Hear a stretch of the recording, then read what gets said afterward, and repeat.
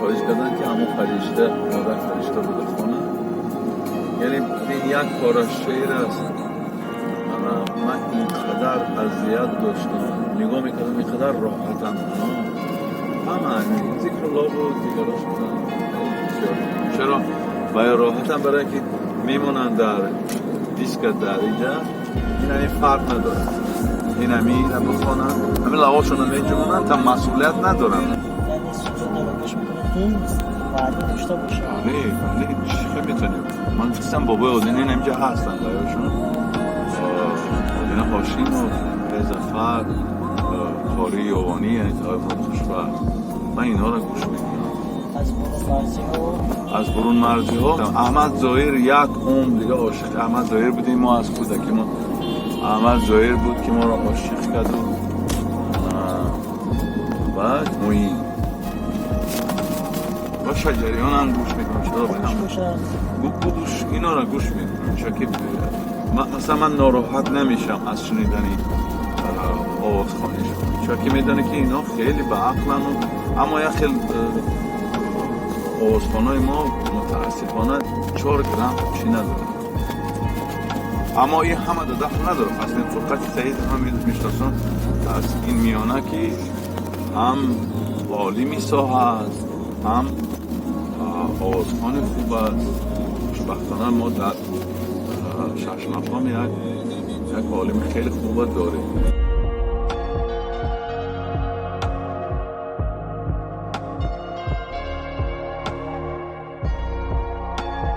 همه انسان ها از 50 میگذرن. همش از 50 که بالا شد میخواهن نمیخواهن سوی شش مقام میرن.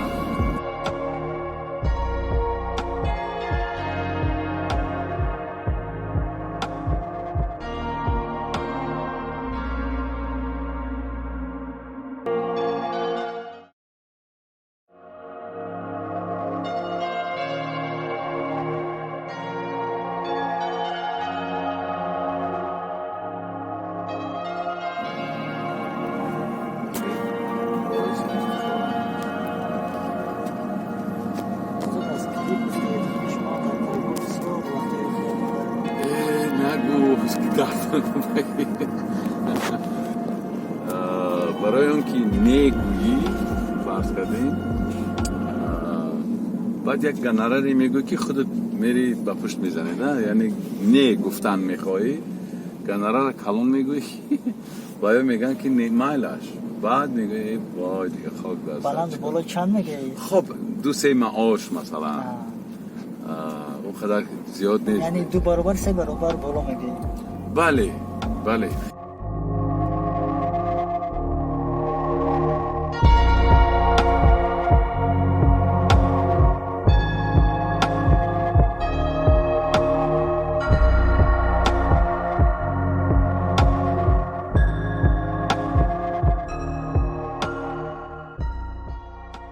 اصلا نه تاجیکستان نه گالیوود است نه بالیوود. یعنی هر دویم مودا پیشنهاد نمیکنن که بیا این نقشه بازی کنه $1,000,000 گیر. اما زندگی بچه‌هامون نان میگن این ماشین بنزین میخواه. بله دیگه بعد میگه خب باشه چون که همون یک کلیپ یک روز کار میکنی تقریبا از یک معاشی یک ماه کار کردگی تا زیاد معاش میگیری. چرا باید نروی؟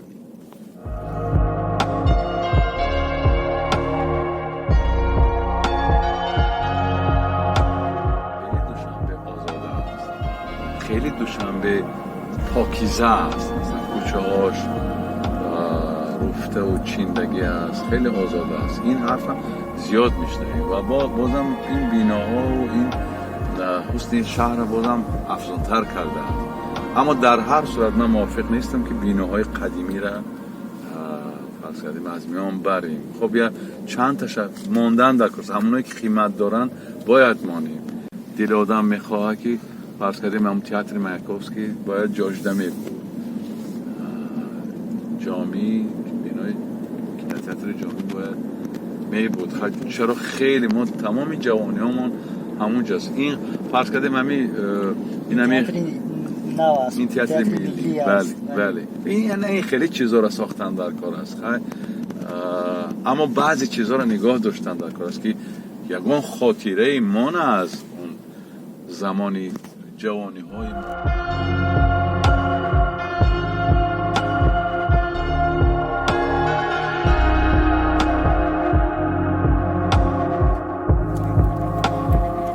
گپ سری آن که من گفتم که شهری قدیمه من کو انهینش است، یعنی یکی در تاریخ من اقلا بله ها اقلا یک کوچه را یک جایی را باید میموندن که میگفتیم من این برادرها این شهر این بینای نخستینی است که فرض کردیم ما آمسک رفتیم همه سال گذشته بود 2 سال پیش ما در یک میهمانخانه زندگی میکردیم که 20 آشیانه بود چند در آمسک 20 آشیانه و تمام اطراف همین خیلی بیناهای 20 آشیانه 10 آشیانه پور، اما در میان یک خانه بود مثلا 2 آشیانه همین قدر بزیب است در میانه و گفتیم چرا این موند، یعنی چی معنی داره در میانی همه این خانه. بعد فهمیدیم که در دیوار این خانه نوشتگی است که سالی 1920 1920 یا ممکنه 18 هم باشه 18 19 20 رزیدنسی کالچاک در آمسک، یعنی حکومت موقتی اصلا مقابل لنین جنگیده بود، یعنی او را نگاه داشتن در میان همین قدر امارت‌های باید. چرا اینجا قدمجای نوشتگی است در دیوارش که ساعت چند کار قبول میکرد، ساعت چند آدم را از کجا مثلا در کجا دلیگاسی های خارجی را قبول میکرد، یعنی وای بگیم حکومت در بیرون از پایتخت بود، یعنی نگاهش داشتن. چرا قربان صابر فعالیت را از تئاتر شهر قرآن‌تپه امروزه باختر شروع کرده، من بعد در تئاترهای نوی اهارون، تئاتر اکادمی دراموی به نام لاهوتی، تئاتر جوانان به نام محمود جان واحدov و تئاتر شهر خوجند فعالیت ایجادی خود را دوام داده است. او از جمله اولین هنرمندان است که در تأسیس تئاتر نوی اهارون با کارگردان و هنرپیشه معروف فرخ قاسم کمر بسته و راه و اصول کاملا جدیدی استفاده اشعار کلاسیکان و سما را بر تئاتر کشانیده است. کاری که فرخ قاسم با قربان صابر در تئاتر تاجیک کرده اند تا آن وقت کسی برای انجام دادن این کار اندیشه نرانیده بود. قربان صابر یکی از شاگردان صادق زنده‌یاد فرخ قاسم است.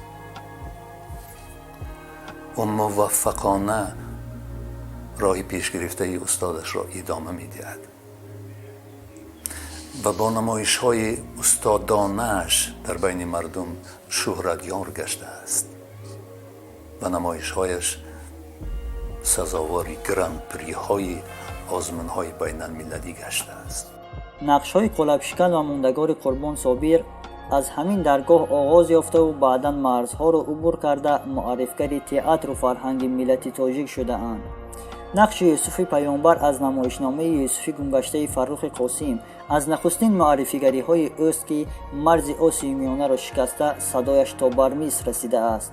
از پذیرایی و کفگویی ها بر هنر او چنین گفتند: یوسف هیچ از یادها نمی رود. در شهر آش بودیم، قربان در یک وقتی که نمایش فردوسی را محاکمه میکردن، حکمان نشسته محاکمه میکردن، قربان در یک گوشه تالار خاک سرانه نشسته بود و قربان از بلکه خیلی سالها گذشته بود، چهرهش هم یعنی سیمای ظاهریش تغییر یافته بود. اول چندی از حکمان نشناختند، هرچند که به بازی او بهای بلند دادن و او با دریافت جایزه بهترین نقش مردانه شرف کش در آن فستیوال، در آن جشنواره تئاتری. بعد یادم هست که یکی از آنها اشاره کرد، گفت که یک زمان اینا اعتراف میکردن، گفت دوشنبه پایتخت فرهنگی آسیای مرکزی بود با همون نمایش های فروخ و با نمایش های برز و با همین نمایش ها واقعا هم دوره که خود حبیب الله عبدالرزاقوف رئیس خادمان اتفاق خادمان تئاتری بودن، یعنی این نکته را باید آورد و از یوسف قربان اونجا من یادم هست که چند تن از حکمان خصوصا بانوها نخواد این همان باشد، این همان یوسف است، همین خیلی با احساس گپ زدن که برای همه ما موجب افتخار بود و همه تالار همان لحظه کسی که نشسته بودن همه قرصک زدن و این البته یک واقعا هر یک فرد، هر یک همکار، هم پیشه باید از این نکته ها، از این لحظه های جالب باید فخر کند که موجب افتخار ما بود. اگر جای هنرمند توانای چون عطا محمد جانوف خالی است، من همین خیلی پهنا و همین خیلی وسعت، همین خیلی بگویم که ارزش های استعداد و هنر رو امروز در قربان صابر میبینم. از زندگی شخصی شما به کینو و تئاتر پردازیم، کی خود رو در دامان هنر دیدید؟ خب همون روز و همون شب‌هایی که به دانشگاه هنرهای زیبا داخل شدم، یعنی دامان هنر بود. چرا مردای هنر درس میدادن، استادایی که تجربه داشتن از قبیل استاد فرخ قاسم،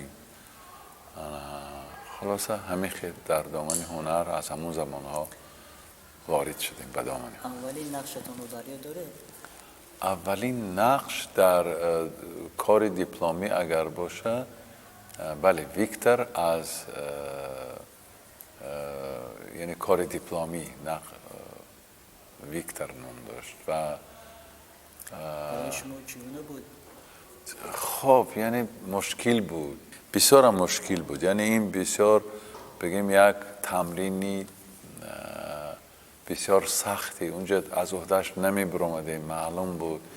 یعنی ما کدام سال بود؟ این سالای 79 80 81 82 همین سالا بود، سالای دانشجویی ما از 78 82 تموم کردیم.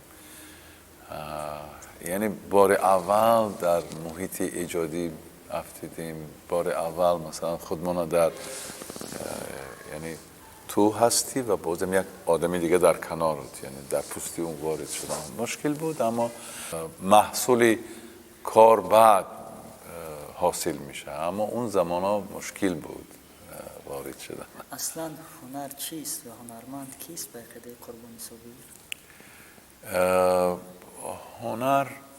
هنر یک چیزی هست، بخصوص وقتی که ما هنر میگیم حالا در نظر داریم هنری تئاتری.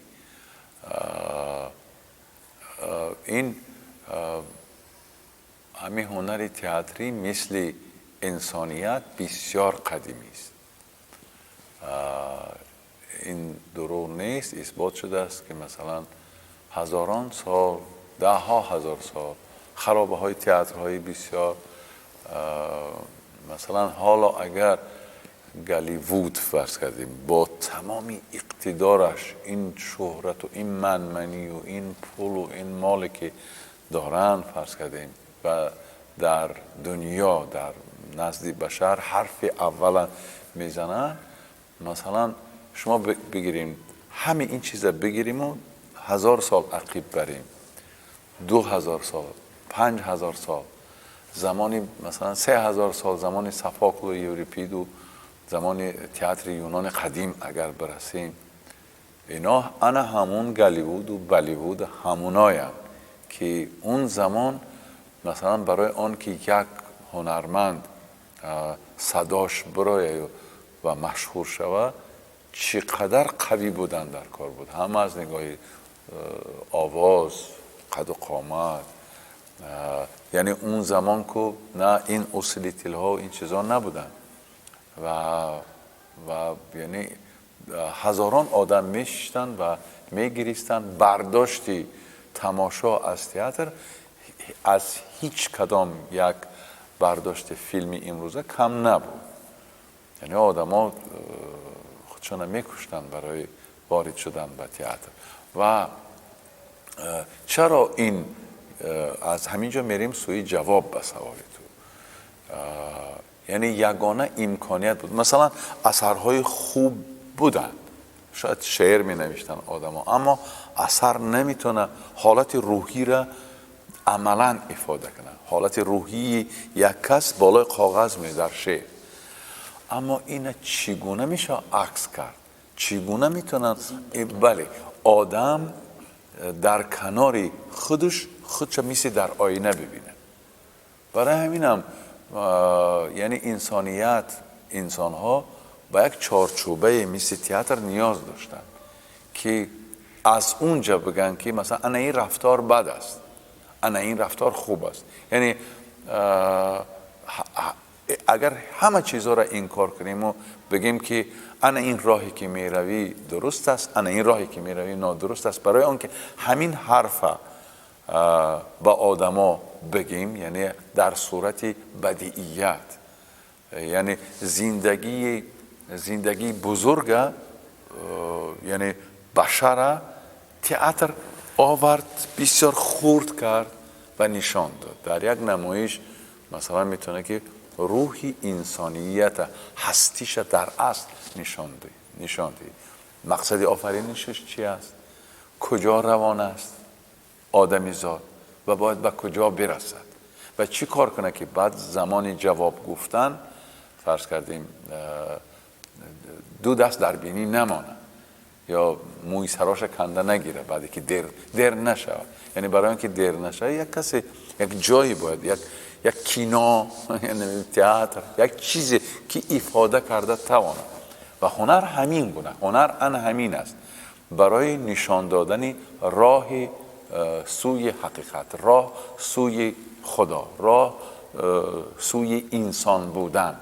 یعنی تو وظیفت این است، تو مثلا در کنار ما حیوان ها زندگی میکنن، وظیفشان دیگر است، اما تو که آدمی و این 10 رکن انسانی و تو یعنی با اینا مسلحی و تو که پادشاهی به همه مخلوقات، خداوند تو رو پادشاه اینها مثلا انتخاب کرده است، پس درست زندگی کن، انسانوار، وگرنه حیوان ها هستن. تو چرا باید حیوان باشی؟ چرا باید مثل حیوان زندگی کن؟ اونا هستن، اونا زندگیشون نمیبرن. تو انسانوار زندگی کن، از خودت نامی نیک باقی مان. فردا زمانی جواب گفتن فرض کردیم قامتت راست باشه، از کسی شر نداری. اگر این سر پلیسیرات است، اگر این مثلا جهنم است، اگر این بهشت است، هر کجایی که باشی باید راست باشی. یعنی معنی هنر مخلما همین است. هنر آفریدن به همین خاطر ارزش داره که یک کسی را مثلا از راه کج بیرون بیاری و به راه راست باری. و هنرمندی واقعی انسانی کامل هنرمندی واقعی است. بله اگر کامل گفتن، برای کامل شدن البته خیلی زحمت کشیدن در کار. این راهی بسیار پرمشقتی دور و دراز است، اما اگر یک ذره اگر موفق شدی در این راه و اگر برای آنکه دیگران را هم مثلا راه ننمایی و خودت اگر درست شوی، خودت انسان باشی، خیلی لذت داره این چیز. خیلی یعنی زندگیت حیف نیست، برباد نرفته است. عقیده است که هنر اکتیوری قربان صابر رو تئاتر اهورون به مردم معرفی کرده است. از تاریخ این میگفته. خب دیگه اینم حقیقت داره. آغاز فعالیت این تئاتر. بله، چرا اهورون که گفتیم، من دیگه حالا یک تئاتر با نام اهورون وجود داره، اما من خیال میکنم که با از دست دادن استاد فرخ قاسم این تئاتر جانش هم از دست داده است و روحش هم از دست داده است. برای همینم من خودم بیشتر محصول زحمت ها و تلاش های یک استادی با نام فرخ قاسم میدونم که امروز فرض کردیم هر چه خوبی در من هست، اگر اون هنر است، اگر اون فراست است، اگر باشه، من خیال میکنم که مال استاد است، مال استاد فرخ قاسم. آغاز فعالیتتان چگونه بود استاد؟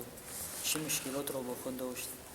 آغاز فعالیت اکتری تئاتری که نو بود، تئاتر جدید بود. البته خیلی البته این حرفی دیگر، قصه هاش دیگر است.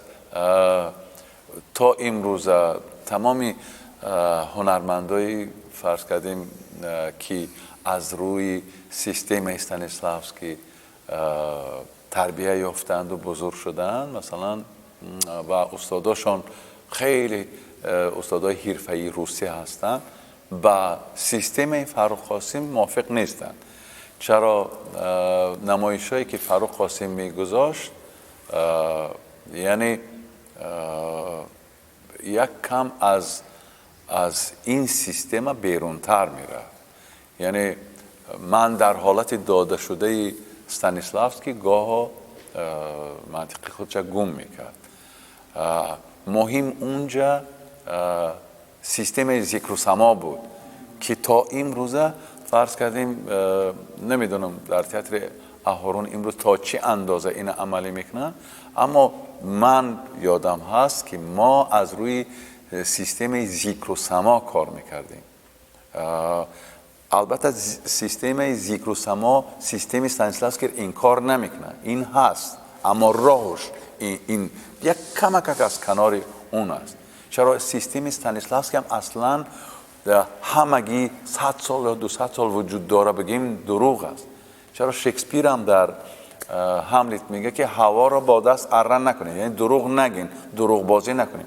و من حالا خودت میدونی که من همیشه برو شاهنامه میخونم. در شاهنامه بابای فردوسی عیناً میگه که وقتی که خسرو تولد میشود در خانه افراسیاب و یک پادبان و بزرگ میکنه، بعد یک بچه بزرگ میشه، افراسیاب با این خسرو یعنی بگیم راستکی شاه ایران است، بچه سیاووش است، شاهزاده است، اما افراسیاب در خانهش از دختر خودش تولد شده است، اونا باید بکشه. برای آن که نکشه پیران گفتن قهرمان، بگیم یک قهرمان بسیار زبردست تورانی، با خسرو میگه که وقتی که پرسید از تو وانمود کن که دیوانه ای، اونجا میگه با هوا دستت را نبر. یعنی پس این سیستم استانیسلافسکی میگیم یک خب یعنی این مرد بزرگ استانیسلافسکی گرفت و اینا موافق کرد سیستم کرد، اما این حرف بود دروغ نگو گفتن.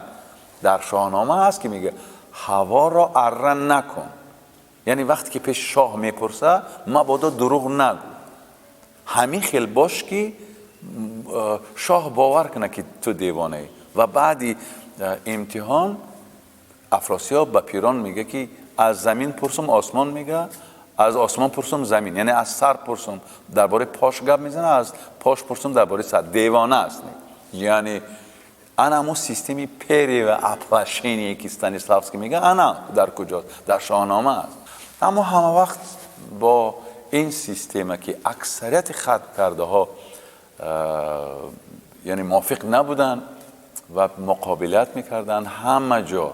یعنی تا امروز هم من میشنم، من در تئاتر اهورون کار نمیکنم، من کارمندی هنرمندی تئاتر اکادمی دراموی به نام لاهوتی است. اما امروز هم من نگاه میکنم اگر نام اهورون پیدا شد آدما ناراحت میشن برای همون کارهای همون روز شدگی، هرچند خطا است. یعنی هر کسی حق داره برای گفتن فکری خودش، گفتن اثبات کردن یک چیزی که از آن خودش است، از آن ملتی ما. ذکر و سما به ما نزدیک است و وقتی که مثلا در ایران و افغانستان و در میان همزبانامون با این سیستم ما دعوا میکنیم، ما موفق تریم.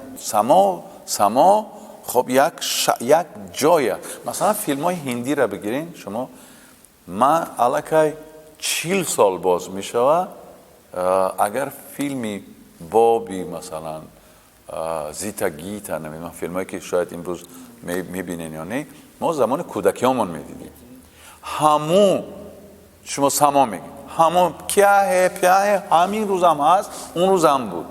یعنی از آن خداشون است هیچ کی ویا را نمیتونه بگه که بیزار شدیم بیا یک کهنه میهنه هنه یا یک چیز دیگه کنیم. چرا؟ آخه اذان خودشون از چیکار دارین به اونا؟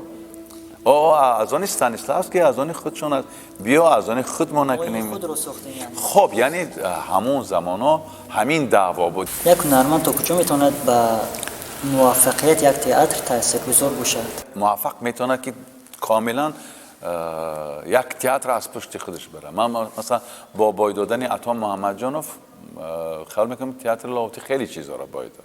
خب یعنی یک تئاتر لاهوتی تمام ملت از دست داد. یعنی یک هنرمند خوب محرکی قوی یک گروه میتونه باشه که دیگران را از پشت خودش بره. یعنی وای در سطح اجراش مثل فوتبال مثلا خدا رحمتش کنه مارادونا قطعش هر کسی که بازی میکرد یعنی حرکت میکرد که از وای کم نباشه. یا این بازیگرایی که نوی که موقع خب نامشونه نمیدونم یعنی بازیگر اگر سطحش بلند باشه دیگرا خیلی سعی میکنن که به اون برسن، اما هر چی سطح بازیگر پایان باشه همون قدر دیگرا هم نشینن جاشون هیچ پیدا نمیشه. موفق ترین هنرمند در تئاتر اهورون به جز شما و فرخ قاسم باز کی بود؟ خب خیلی بچه ها خیلی کار خوب میکردن، مثلا صباحت قاسم و عبدالمومین، خورشید مصطفایف، مولانا نجمیدین و سهراب جنجالوف، قمردین میرزایف، سعادت عزیزه و بله ناظمی ملیک، اینا همونایی هستند که اکتورهای موفق تئاتر. من یگان کس اگر نامش نگرفته باشم من معذرت میخوام، مخصوص نگفتم، اون کسی که دهنم در آمد یعنی موفق ترین بازیگرای تئاتر اهورون همینا بودن. آنها یعنی به کمالاتی به جای لازمه هنر رسیدند. من خیال میکنم که ها امروز دیگه هر چی میگیم نمیگیم از مولانا نجمیدین و دیگه قویتر اکتریس ما در فضای تئاتری خب شاید برابرش باشن، نمیدونم خب دیگرها چی فکر دارن، اما اینقدر خوب اجرا میکنه و خورشید مصطفایف در درجه عالی بازیگری قرار داره و امروز حالا کارگردان است دیگه، حالا ببینیم که در کارگردانی به کجا میرسه. خب ناظم ملیک دیگه میدونین که بهترین کارگردان بود در چند سال اخیر. در مورد تئاتر اهورون عقیده است که رشک تئاترهای آسیمیانه رو بیدار کرد. این بهاگذاری تو چقدر راست است، تو چقدر بهاگذاری خوب شده؟ همون سالهای 89 90 87 86 از یعنی اوجی یک اهورون نبود، یعنی یک زمره کارگردان های بسیار قوی و فدایی به فضای تئاتری مثلا مملکت وارد شدن، از قبیل مثلا فرخ قاسم، البته برزا عبدالرزاق، شوکت خلیلوف، دولت عبیدالله با کدام میرزا وطن میرف و طاهر بهراموف. خب بازم اگر اون کسی دیگر از یادم برآورده باشم معذرت میخوام. یعنی اینا بسیار هم شدیداً به میدان تئاتری وارد شدن و بسیار از گریبان هم میگرفتن. یعنی این تلاش بود، مسابقه بود، واقعا صاف. خیلی امروزنگی بر این بازی های نغمه بازی های طرفگیری نی، یعنی بسیار بازی صافی تئاتری بود، مسابقه بود میانی تئاتری ها و این بار داد که فرض کردیم اهورون از میانی همه اینا مثل ولکان بیرون جست و نمایش یوسف گمگشته مشهوری جهان گشت، مشهوری دنیا گشت و ما مثلا در هر مملکتی که می رفتیم مثلا همین ایرانی ها همه وقت با ما دعوا دارن که فلان از شما است، فلان از ما است. بگیریم همین شاعرای کلاسیکیمون همه وقت میانی ما و افغانا چه است که از آن کی بیشتر است، کی به کی بیشتر دخل داره. اما یک ژانر هست با نامی یعنی ادبیاتی مثل غزل‌های عرفانی، عرفان، یعنی یک شعری که به آسمان نگرانیده شده است، یعنی شعری که سوی خدا سمت داره و همین شعر هیچگاه هیچ کسی در میان همین سه ملت لباس تئاتری نپوشاند مگر فرخ قاسم و تئاتر. این کار، این پاورات است، گردش است در تاریخی اول همین سه ملتی که هست که اول کرد. اولین مثلا من بعدتر بسیار در سفرام در وقت فیلم برداری ها بچه های ایرانی که نسل همون اولن که بعدی یوسف تماشا کرده بزرگ شدگان امروز زور شدگان میگم ما نمیدونستیم با ادبیات 1000 سالمون چی کار کنیم. شما میفهمید چی گفتم؟ استفاده برده نمیتونستیم. بله ما نمیدونستیم با این خزینه بزرگ ادبیات چی کار کنیم. ما نمیدونستیم. این گپ اگر کسی بحث کردن خواه نادری برهانی گفتنی نویسنده، کارگردان، رژیسور ایرانی است و زبردستترین کارگردان امروز ایران است. این حرفی وی است. همگی ما در جشنواره فجر همراه داور بودیم و گفت که ما نمیدونستیم اون زمان که با این خزینه طلایی ادبیاتمون چی کار کنیم و تاجیک ها آمدن ما را نشان دادن که گفتن یعنی با راهی که فرخ قاسم سمت متن ادبیات کلاسیکی و سمت متن ادبیات عرفانی رفت برین، ما بعد او راه برای ما باز شد و حتی همین قهرمانی که تئاتر اهوران و فرخ قاسم کرد ارزش داره که هرگز این ملت نام و کار فرخ قاسم از یادش نبره. یعنی ایده که وای داشت به جای کمالات برده رسوند.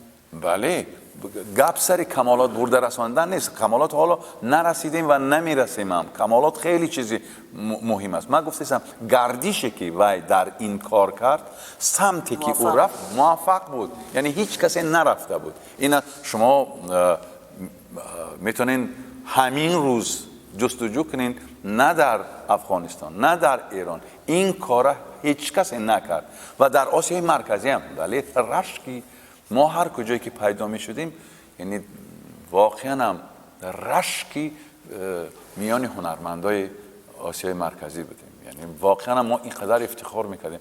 من حاضر بچه های یاش همه بینم وقتی موفق میشن بعد میفهمم که اون وقت ما چقدر من وقتی بچه ها موفق میشن میگی بگیرم یعنی بخورم شه انا این خیلی میگو خیلی خدا را شکر ما بله اینقدر آدم میگه چقدر خوشروان اینا، چقدر گپ در سر خوشروگی نیست، هنر دارن یعنی زیبا می نماین. پس یکی به یادم میاد که ما هم همون وقت هم خیلی می درخشیدیم. پس آها چه خیلی می درخشیدیم در میان ملت های بیگانه. من یادم هست که یعنی بیرون از تاجیکستان چقدر ما را ارج میگذاشتن، چقدر حضوری ما را مثلا گرامی می داشتن. اینا نه میفهمیم بعد از آن که من بچه های جوان میبینم. خب خیلی ما در گلوی خیلی ها پس استخوان شده ایم، خیلی ها اذیت کشیده سوختند و خچان بنیستی رساندن از آن که ما موفق. خب استاد برای شخصی که نقش یوسف پیامبر را بازیده است، بازیدن نقش گیتلر چه مشکلات را داشت؟ خب اکنون این طرف کار بازیگری است. چرا خوشبختانه من از قبیل اون هنرمندایی نبودم که امپلوا داشته باشم و گفتم فقط خوبا را بازی میکنم یا فقط بدا را بازی میکنم. خودت حالا گفتی که خدا را شکر درود بر این تقدیر که من در زندگی هنرمندیم حضرت یوسف را بازی کردم. حضرت یوسف که حالا فیلمی مشهوری ایرانی ها نبود، یعنی اصلا بازم این من شنیدم در ایران که وقتی که یوسف ما را دیدن همین گونه ایده در سر کسی آمد و فیلم ساختن. بعد یعنی امکانی داشتنی چنین یک اقتدار بزرگ این قصه را ما بازم به اونها گفته بودیم. این کارگرداناش همه اونایی که دیده بودن یوسف میدونن این چیزا و من این حرف من نیست، حرف خودی ایرانی هاست. و خلاصه از این بدتر میگم من فرض کردیم یک نقش داشتم که موفق ترین نقش من است در ایام جوانیم این از روی اثر مالیر ترتیوف است. اون زمانی که یعنی من حالا در هنر هیچ کاری نکرده بودم که من این نقش بازی کردم. در عالم تئاتری تاجیکستان ولقان بود، یعنی تظاهرات بود اون وقت. یعنی آدما آرزو میکردن که از دور من یک بار ببینن، دست من فشردن. بعد اون نقش این ترتیب پلیدترین انسانی روی زمین است. یعنی اگر با طرز دیگر گوییم از مادر و دختر خودش رو نمیگرداند، اینقدر پلید است. از بالای مادر خودش هم میگذره، از بالای دختر خودش هم میگذره. و این لعنتی را من بازیدم. و گیتلر هم که هم تو گفتی هیتلر، اینم یک پلیدی دیگره هست. آگاه شدم که زمانی در تئاتر شهر خوجند هم کار کرده. بله. این از کجا بود؟ چرا دوشنبه رو مونده باش خوجند رفته؟ خب ما به یادم میاد ما یک جوره دارم، جوره نزدیک است، اکم میشه. عادلترین هنرمند و عادلترین بازیگر تئاتر لاهوتی است که نامش آرتیق خادر است. خیلی عادل است و عادلانه در یک برنامه کنسرتی که به من نوبت داد. این خیلی همون زمانی بود که من پارالیل در یک ردیف در 5-6 تئاتر کار میکردم و زمان اعلان کردنش گفت که هنرمندی تئاتری گفت و بعد ناخست باید گویا که تئاتر لاهوتی، اهارون، تئاتر کمال خوجندی، تئاتر قربان تپه و تئاتر مایاکوفسکی اون وقت من کار میکردم. بعد گفت همش این برابر بود و گفت که ای بچه ها کارمندی همه تئاترهای جمهوری همش یک جای کرده. بعد گفت اینا عادلانه گفته بود همون وقت. خلاصه در اونجا هم یک نقش موفق دارید، ننگ برداری خوجند. نه ننگ بردار خوجند مال تئاتر لاهوتی است. اونجا شپرک است. شپرک خواب دید و با این نمایش ما 3-1 دنیا را گشتیم. با این نمایش خیلی نمایش خوب بود برای همون زمان خودش، برای همون دوره سین و سالمان جوان بودیم و یعنی آبید نظرف که یعنی دیرکتری نو تاسیسی همون شب و روز بودیم، سالهای 99-2000 بود. نه دیرکتر تعیینش کردن و وای آمد دوشنبه. اول برزا عبدالرزاق راضی کنند برای یک نمایش ماندن در تئاتر کمال خوجندی و برزا عبدالرزاق مراجعت کرد به من برای بازیدن نقش اول در همون نمایش. همین گونه من بازیگر تئاتر کمال خوجندی، افتخاری بازی کردن در این تالار، در اون تئاتر که خیلی برام مقدس است. من خودم کمک خوجندی هم احساس کردم و خیلی مخلصای زیاد همون زمان داشتم و امروز هم خیال میکنم که اونایی که در یادشان هست نمایش زنده دیده بودن.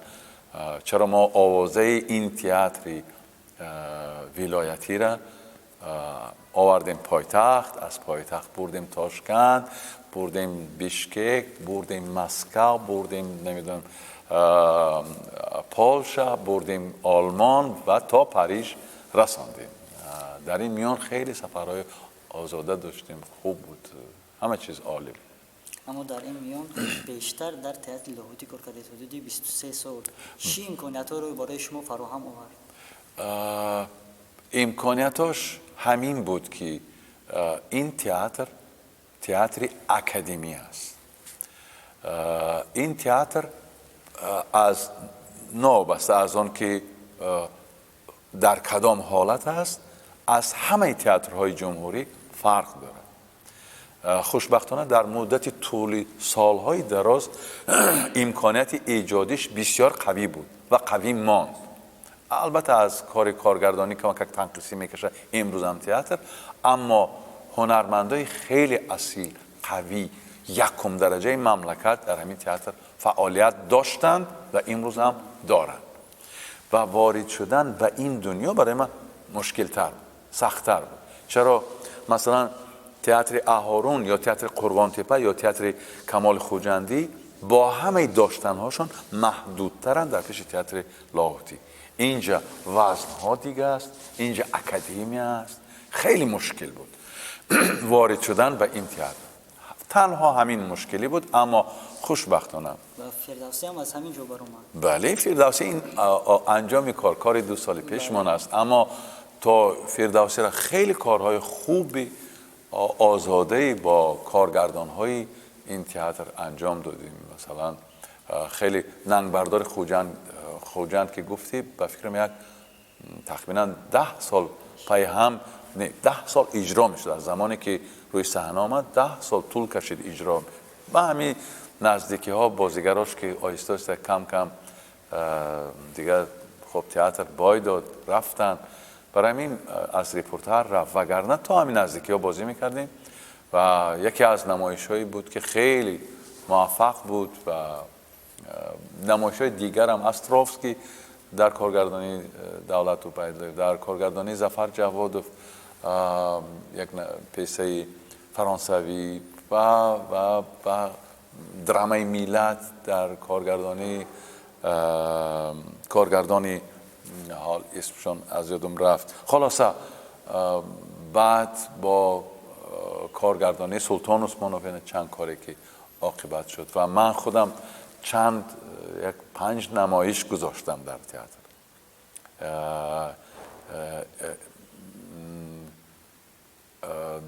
از ادبیات یونان قدیم الکترا گذاشتم، از اثر استاد ساربان کشتار 114 شاهزاده هخامنشی، از ایجادیات مالیر پزشک پران و یک از مونوسپکتاکل خیلی خوب بود. حیف که حالا دیگه بازیش نمیکنیم، چون که اون جوش و خروشه که اون نقش داره دیگه من کم خسته کننده است.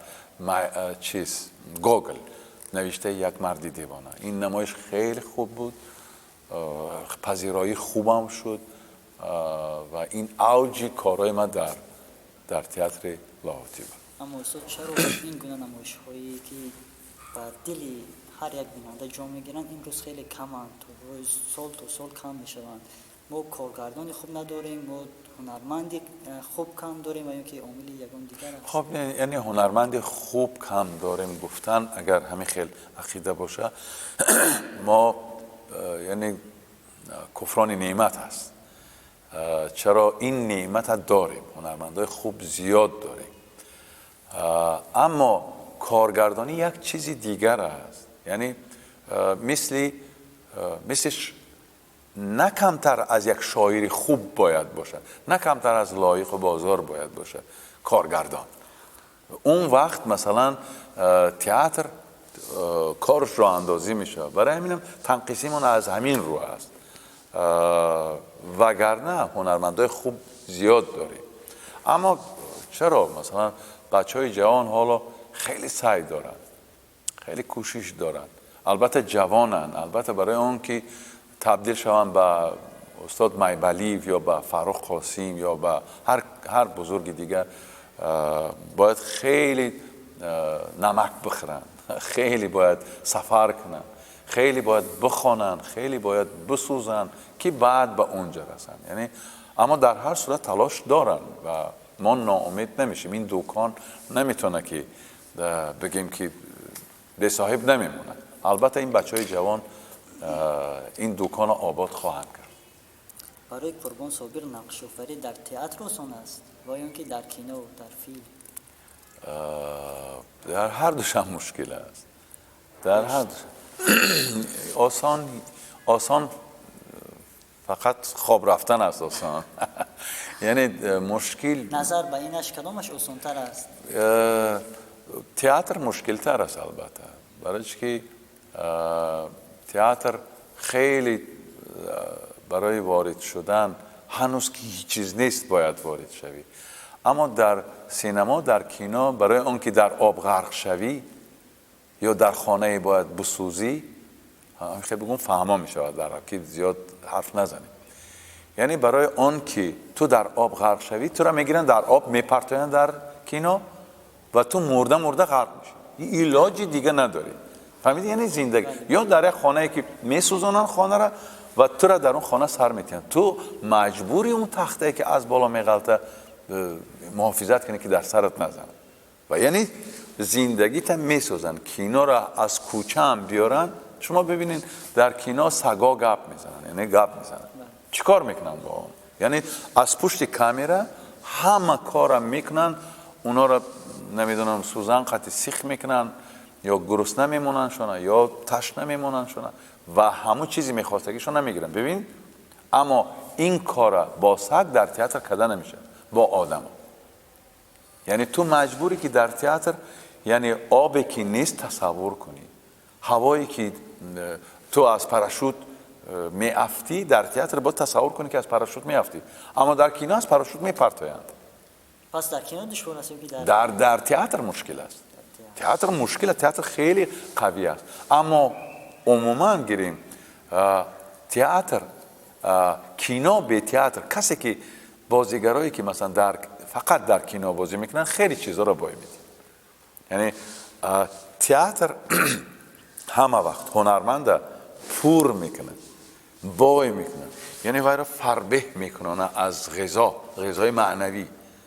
اما کینو همین که رفتی همه را میجفه میگیره، یعنی تمام شربتی که داری میجفه میگیره، خالد میگیره. اما تئاتر با نداشتن امکانیت های خیلی زیادی که کینو داره پور میشی، یعنی هوا را تصور میکنی، آب را تصور میکنی، آتش را تصور میکنی و یاد میگیری هنوز که نیستن در تو هست. اما اون زمانی که رفتن از پاراشوت که پرتافتن تا دیگه مرده زندگی میکنی. در فیلم های برون مرزی هم نقش آفری های ماندگار داره.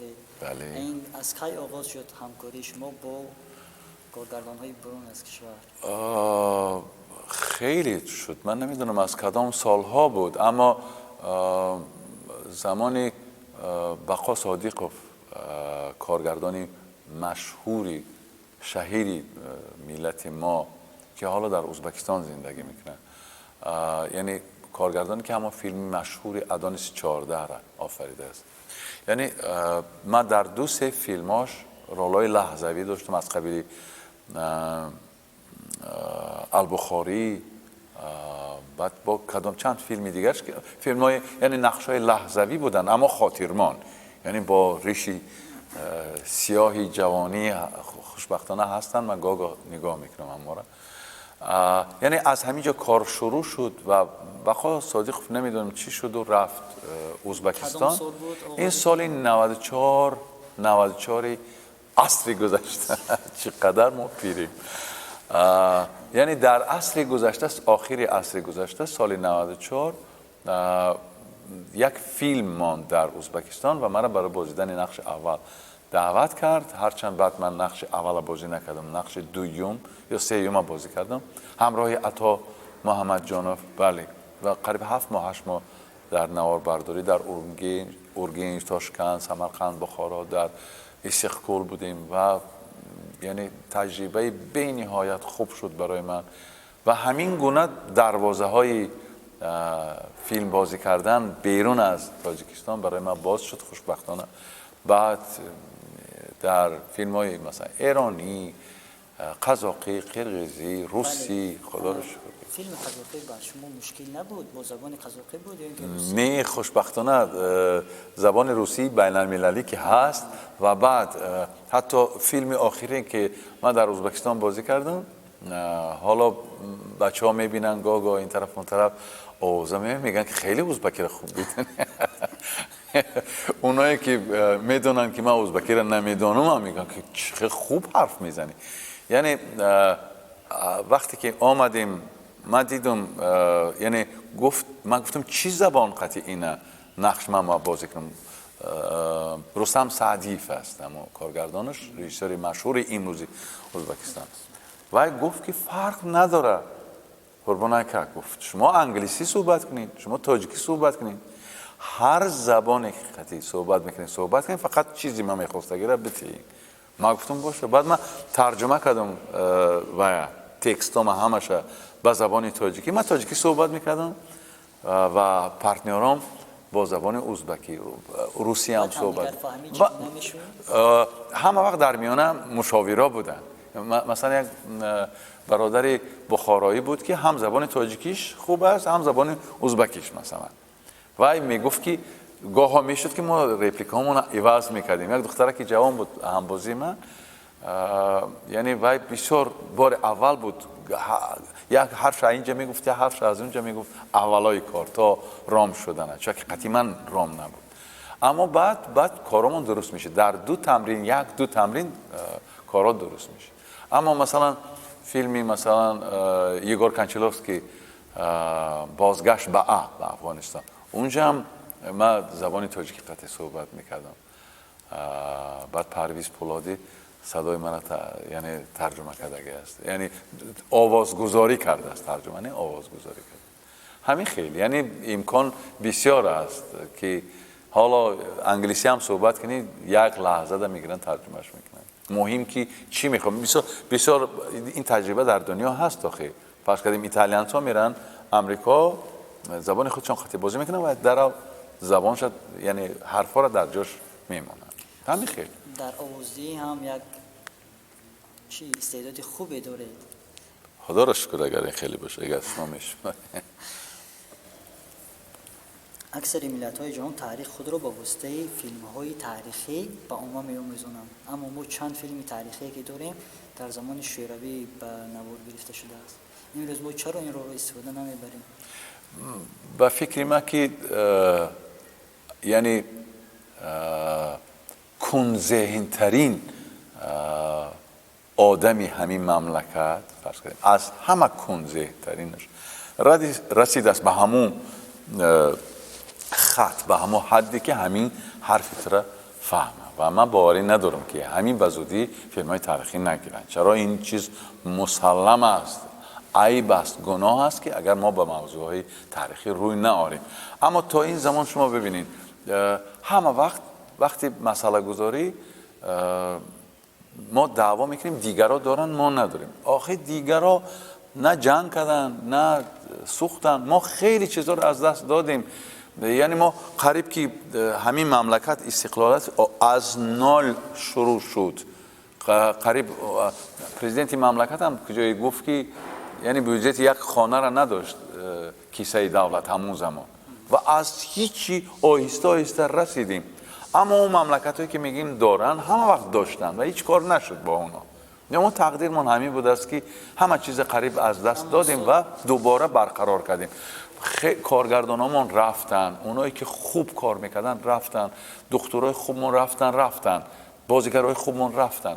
خب اما امروز ببینین آهسته همه چیز برقرار شد و فیلمایی که چند مدت پیش میگفتن خیلی خوب نبودن. همون فیلمایی که من بازی میکردم خوب نبودن. یعنی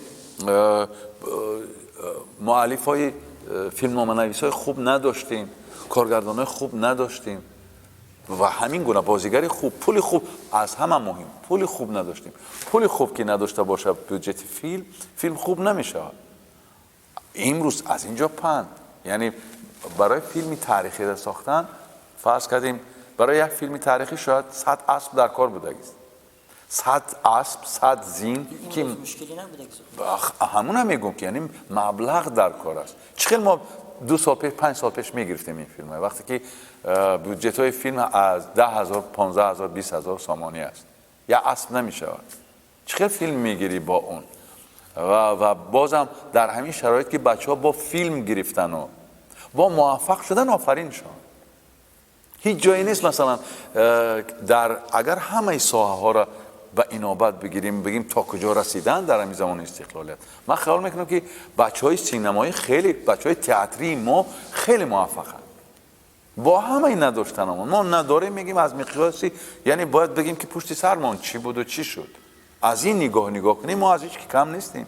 یعنی بچه‌هامون با جایزه میگیرن در مقیاس بین المللی بهترین فیلم ها از اون ما هست.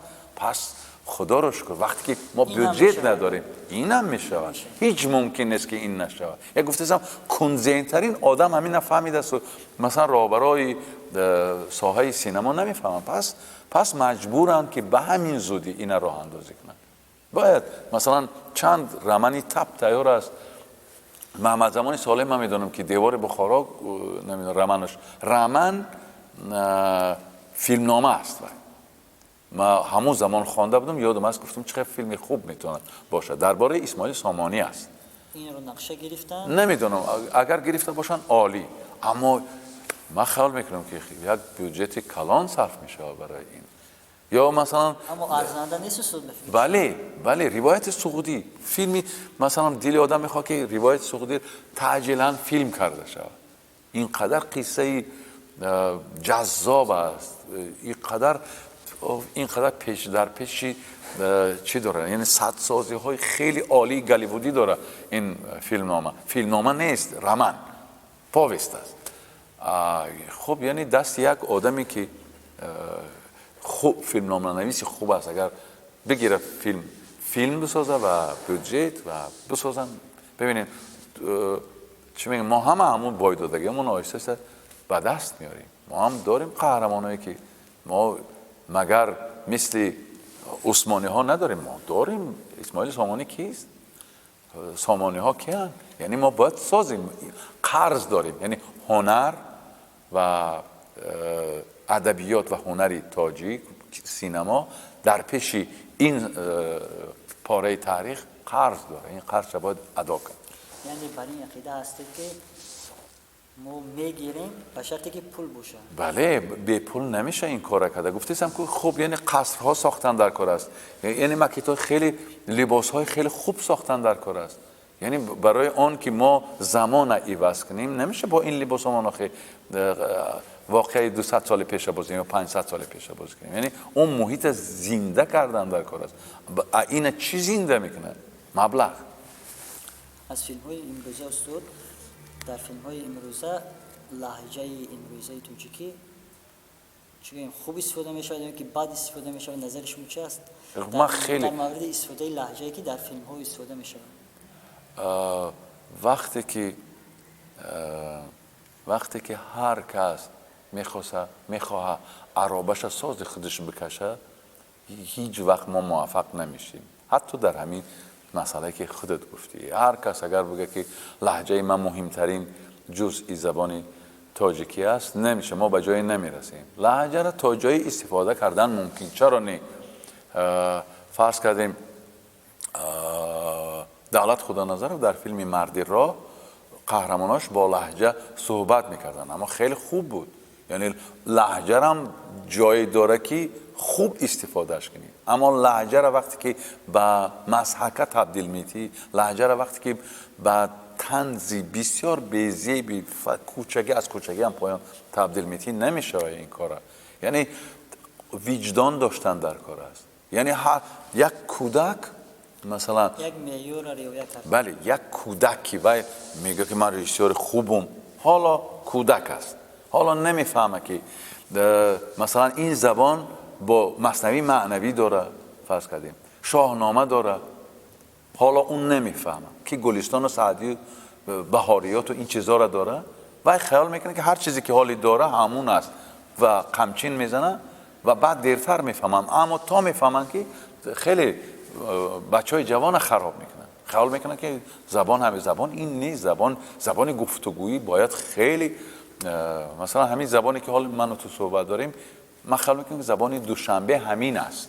زبان گفتگویی پایتخت ما همین است. ببین کمک آخری جمله های من خیلی لهجوی است اما خیلی ادبی است و یک گونه هست میانی ادبی کامل و لهجه، یعنی میانه است. انا همینجا باید درست باشه که ما یک کاری کنیم هممون زبان دوشنبه را قوی کنیم، زبان دوشنبه، زبان پایتخت ما قوی گردانیم و سری مثلا ارادمون سخت ایستیم و نگذاریم که هر مثلا آدمی که خودش نیم آدم است، نیم آدم به معنای که حالا نپخته است، نرسیده است، دعوا کنه که کارم درست است. اجازت ندیم. من نمیگم سانسور کنیم و بعد اره کنیم و بچه ها رو نمونیم کار کردن، نگفتم این گپه، اما معیار داره. استاداشون باید بگن برادر تو چی کار کردی؟ این زبان ادبی نیست، از زبان ادبی این چیزا نمیگن. تو اول یک بار رو شاهنامه خوان، مثلا معنوی خوان، دیگه این همون جمع خیلی. آخه بابای مولانا مثلا معنوی مثل لهجه ما صحبت میکنن. شاهنامه لهجه ماست. شاهنامه در همون زبانی هست که این روز ما تلفظ میکنیم. ما میگیم نقص، ما میگیم تاب نداره، ما میگیم انگیشت. همون کلمه ها، همون چیزای استفاده، کلمه‌ای که امروز ما استفاده می‌کنیم ادبی ماست. بله در زبان مردم هست همون کلمه ها. تا نداشتن یعنی قوت نداشتن، همه جا تا، همه جا نقض است. خب یعنی چرا این خانی بعد میگوی که نباید به اعتنایی کرد؟ یعنی لهجه را در فیلماشون تا درجه افراط میرسانند. خیلی بد است، من موافق نیستم، اما این معنای وای نداره که اونا را پرانیم، اونا را محکوم کنیم و اونا را جزا بدیم. نه، حق دارن، اما یک کاری کنیم که سری وقت فرض کردیم همونا فهمن که از معیار نگذرانیم بچه ها. ما از این منبری بلند مراجعت میکنیم که نگذرانیم، یعنی معیار هست همه چیز. از داخل این تئاتر چی خاطره خوبی دارید؟ از داخل این تئاتر من گفتم که خیلی سوالات تمام شد، بازم سوالات. از داخل این تئاتر خب خاطرهای بسیار فراوان دارم که مثلا یکی از بهترین ها. خب این بسیار است. من گفتم بهتریناش بسیار است که من هم اول هم صحبت میشم با لطفالله دولت، با آرتیق قادیر عادل جان، با محمد جان شادی و این عکسایی که شما میبینین، هر روز من اینا رو میبینم، تقریبا هر روز میبینم. خدا رو شکر. و من خوشبخت بودم از آن که در کنار عطا محمد جانوف دست قپیدم، در کنار حبیب الله عبدالرزاق، در کنار فاطمه غلام، در کنار ناصر حسنف، اپای ساوری، خب مولد آبید. این افتخار است در کنار اونها بودن، دستای اونها را فشردن، با اونها یک پیاله چای نوشیدن و گاه‌ها گستاخانه یگان عقیده را در مقابلشان نگفتن یا یگان عقیده را قطعشان موافق بودن. این افتخار است که یعنی همه این یادهای بهترین است. و حالا خوشبختانه بله حالا ما خوشبختانه خیلی ها هستند که هستن، حالا قدرشان بدانیم و خدا را شکر.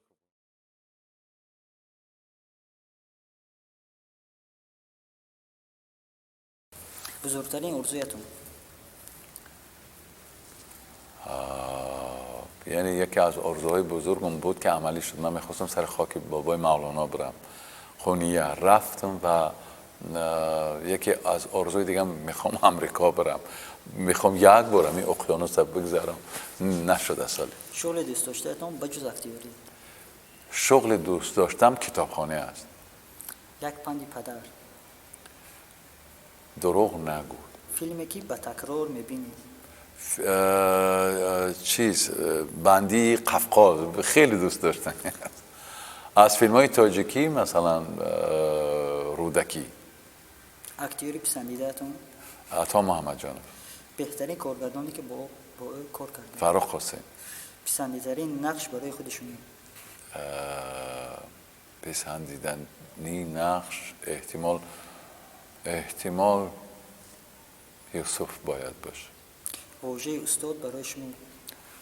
استاد یعنی شخصی که راهنمون میسازه، شخصی که راه سوی رسیدن به خدا نشانت میده. زیباترین منظره‌ای که دیده اید؟ مزرعه سبز فلک دیدم و داست مهینه، یادم از کشته خیش آمده هنگامی دارم. این مصرع بابای حافظ است. یعنی من همین بعدی تا شنیدن همین میسته، تا در ذهنم در آمدن هزاران بار دیدم که مثلا چقدر زیبا میشه و چقدر رنگین است وقتی که گلها 100 خیل رنگ دارن، سیب سیاه، سبز سبز، سفید سفید، سیاه سیاه، کبوتی کبوت و یک گل لاله در میانه هاش همه رنگ های تیر و کمان در خودش داره. چقدر زیباست و خداوند چقدر برای ما آفریده است. مثل از خون شیر بیرون می آید. چقدر زیباست. یک مکان معین رو نگفته خب دیگه بیرون از کشور بسیار دیده، داخل کشور هم تاجیکستان رو سیر و گشت کرده. بله درست است. من خیال میکنم که این مثل سوال تو مانند است که کدام خوراک دوست میداری. کدام خوراک دوست میدارم؟ من دوست میدارم که پخته است. یعنی یک کسی میتونه پخته، یک کسی نمیتونه پخته. اگر ما آش دوست میداریم، یک کسی میتونه بسیار بد بپزش. برای همینم یعنی مزرعه سبز فلک دیدن این بهاران وقتی که موج میزنم از در کودکیم در همین تپه های این همین دامنه کوه های حصار یاوان وقتی که مثل بحر علف میره و این چقدر بزیب است. حزل و شوخی رو میبردارید؟ کاملا میبردارم. ابلیس و گیتلر رو شناختید؟ ابلیس و گیتلر خب در حضور شما کدام سراینده رو بیشتر گوش میدید؟ حاضر قریب که همشون دوست نمیدارم. بعد این همین بیمار شدگیم این ویروس لعنتی ما چی میگن در ذهنم چنان زد که همه دوست میداشتگی همه دوست نمیدارم دیگه. اما کاملا موین گوش میکنم. کاملا موین گوش. ورزشی موردی علاقتون کدام است؟ قدم زدن. انتقاد رو قبول دارید؟ بله. 3 خصلتی که میخواهید به هر یک شخص باشد؟ دروغ نگفتن، راست قول بودن و نگاه کن پینداری نه، گفتاری نه، رفتاری. و 3 کرداری که بدش میبینید؟ خب وقتی که رفتار بد است، کردار بد است، پیندار بد است. یعنی آخرین سخنتون؟ خداوند هیچ کس ناامید نگرداند. شخصی که مورد مبارک باشید. سلامت باشید. سلامت باشید. زنده باشید. تشکر.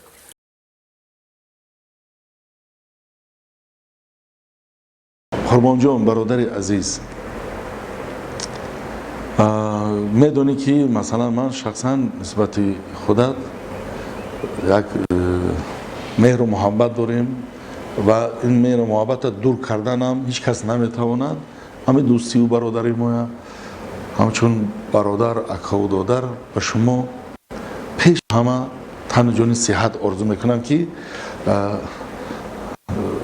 هلالی گفته است که یاری ما هرگز نیازارد دلی اغیار را، گل سراسر آتش است اما نسوزد خار را.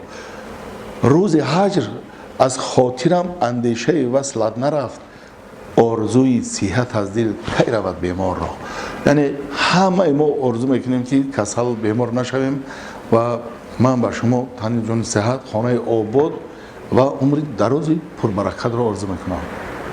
و قربان عزیز که خود را قربان هنر کرده است، فقط کامیابی میخواهم. از هر یک دستاورد ایجادی و کودک بر این ذوق میکنم و میخواهم که همیشه در قله‌های بلند شهرت، احترام همین طوری که هست باقی بماند. قربان علی عزیز، مولودت مبارک باشد. بگذار این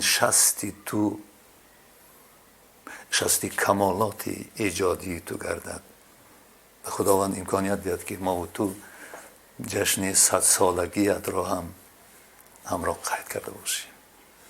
زادروز مبارک. استاد، دردی سرتون رو نبینم استاد. همیشه سلامت و سربلند باشین. استاد، کیسه‌تون پوری پول باشد. اون چیزی که من و شما بسیار دوست می‌داریم. خب دیگه جهان بازرگانی است، بی پول نمیشه دیگه.